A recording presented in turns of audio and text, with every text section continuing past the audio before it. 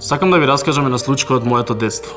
Со мене учеше едно дете што сега ќе го викаме Дарко само за да не го откриам неговиот идентитет. Некои деца често го издвојуваа и мислеа дека е некако поразличен од останатите. Памтам еден ден на физичко кога останатите мислеа дека неговото трчање е смешно, па почна да го исмеваат. Тој во тој момент заплака и тогаш уште повеќе па го викаа Плачко. Тоа беше моментот кога решив да му придам и да му кажам дека не е сам. Тој многу го ценеше тоа и тоа беше моментот кога и ние почнавме да се дружиме. Кога почнавме да се дружиме и кога повеќе се опушти, тоа беше моментот и кога останатите престанаа да го исмеваат. Сакам да ви кажам да не бидеме наблюдувачи како што најчесто сме, туку кога ќе го најдеме проблемот едноставно да помогнеме и да им кажеме на останатите дека не се сами.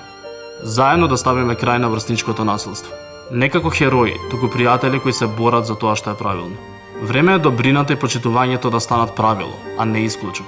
За да промениш нешто, доволно е да кренеш глас против врсничкото насилство.